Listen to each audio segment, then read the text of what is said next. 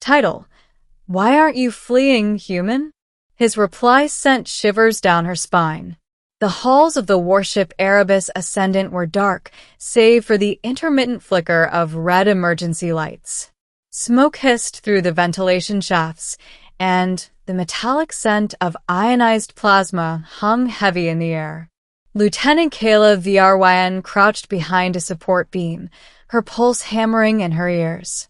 She had expected combat to be chaotic, yes, but not this. The corridors were silent, yet every shadow seemed alive, stalking her. A voice echoed from the darkness, impossibly calm, carrying across the hall. Why aren't you fleeing, human? Kayla's eyes snapped toward the sound. The figure emerged slowly, stepping into the blood-red light. He was tall, impossibly thin, with skin pale as moonlight and eyes that seemed to pierce her very soul. His uniform was torn, blackened from the battles she could hear raging in the distance. He carried no weapons, yet every instinct screamed danger. She swallowed hard. What do you mean? I'm in the middle of an evacuation. His lips curled into a faint, chilling smile. And yet you stay. Kayla's mind raced. Every exit she knew was blocked or heavily monitored. Her comms were dead.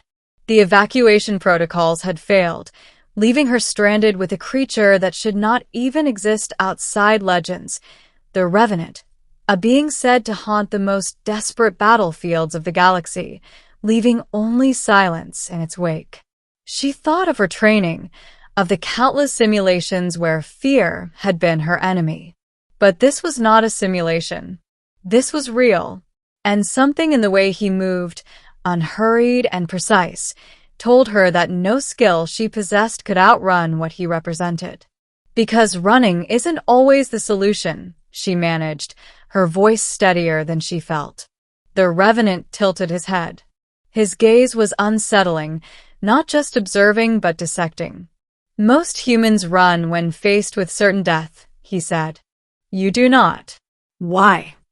Kayla's hands clenched the rail behind her. There were options. Flight, confrontation, surrender.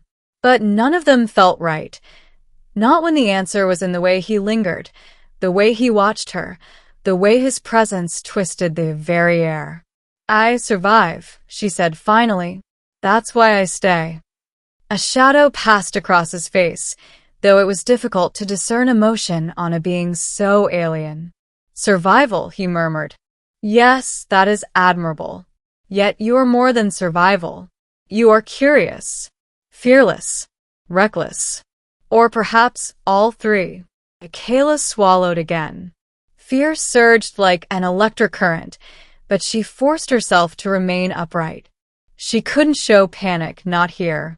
She needed to understand him, even as she hid from the deadly truth of his nature. He stepped closer, and she noted the lack of any sound except the soft echo of his boots. Each step seemed to resonate in the metal corridors, reverberating inside her chest.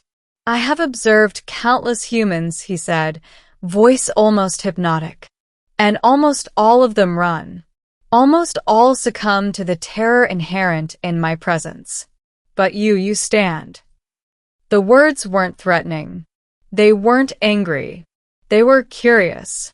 And that was worse. I don't know why, Kayla admitted. Maybe I don't have time to think. Maybe I can't afford to run. He paused, inches from her hiding spot. Kayla could see every detail, the unnatural symmetry of his face, the subtle gleam in his eyes, the way his fingers flexed like a predator testing air pressure. Perhaps, he said softly, almost with wonder. Or perhaps you are different. Hours, or was it minutes? Passed as they stared across the empty corridor. The battle outside raged silently through the hull, yet here, in this small section of the Erebus Ascendant, time seemed suspended. Kayla realized that she wasn't just trapped physically. She was trapped in a confrontation far older than the war outside, The confrontation between fear and understanding, predator and prey, human and something beyond human comprehension. Finally, he spoke again. You should run. Kayla's pulse jumped. This was her moment, the instant she could seize to escape the madness that filled the ship. Yet something in his tone froze her. Not the words, but the implication behind them. I could, she whispered, almost involuntarily. Then why do you not? Kayla looked into his eyes, and the realization hit her. She didn't need to run. She didn't want to run. Not from him. Not from the chaos. Not from what she might learn. There was a magnetism, a dark allure, to the revenant that defied logic. He was death itself, yet his presence was not entirely malevolent. She sensed intention, intelligence, curiosity, perhaps even loneliness. Because I want to see what comes next, she said, her voice firm. I want to understand. I want to know you. For the first time, a faint shadow of emotion crossed his features, something almost human, almost awe. You are remarkable, he said, a whisper that seemed to echo not just through the corridor, but in her chest, in her mind. No human has ever spoken to me like that. No human has ever stood.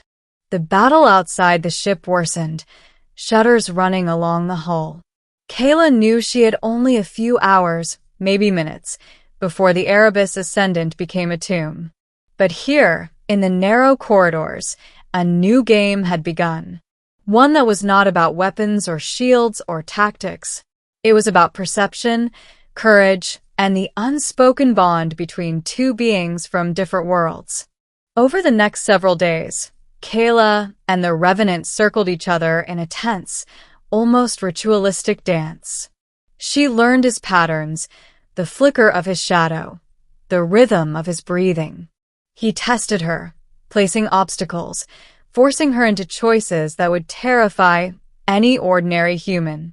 And yet, she adapted, sometimes with instinct, sometimes with logic, and always with the unyielding curiosity that defined her species. Through these encounters, she discovered the truth. The Revenant was not a mindless killer. He had been engineered or perhaps evolved to test, to study, to push species to their limits. The galaxy feared him because of what he represented, the ultimate challenge, the perfect predator, and the mirror of every fear a being could harbor.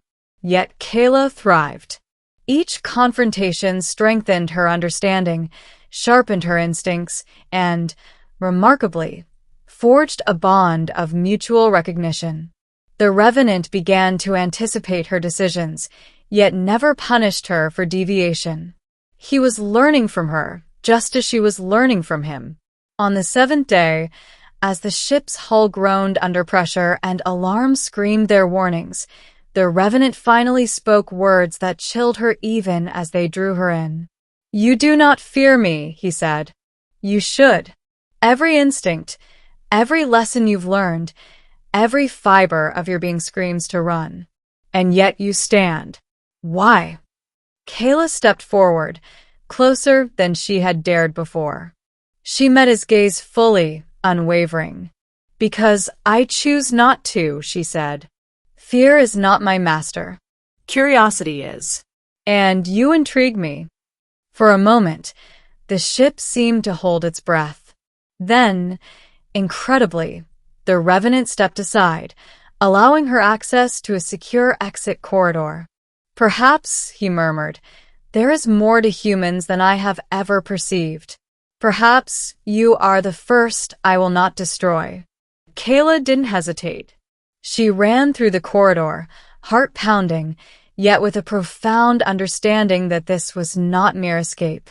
She had survived not because of luck, not because of weapons, but because she had faced the incomprehensible and chosen engagement over fear.